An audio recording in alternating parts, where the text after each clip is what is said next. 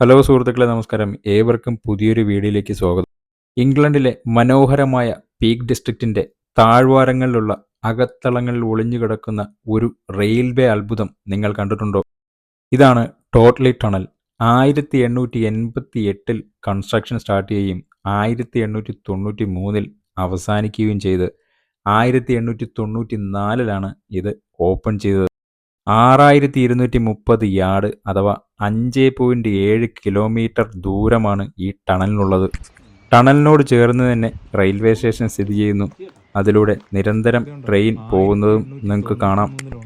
ഈ ഒരു ടണൽ ആയിരക്കണക്കിന് തൊഴിലാളികളുടെ കഠിനാധ്വാനത്തിന്റെയും പോരാട്ടത്തിന്റെയും ഫലമാണ്.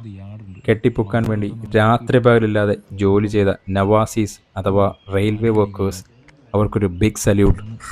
ഇതുപോലുള്ള ടണൽ നമ്മുടെ നാട്ടിൽ നമുക്ക് സുപരിചിതമാണ്. ഏകദേശം ഇതേ മാതൃകയിൽ തന്നെയാണ് അവരുടെയും കൺസ്ട്രക്ഷൻ നടന്നിരിക്കുന്നത്. ഈ ടണലിലൂടെ ട്രെയിൻ കടന്നു പോകുന്ന മനോഹരമായിട്ടുള്ള ദൃശ്യം നിങ്ങൾക്ക് ഈ വീഡിയോയിലൂടെ കാണാം.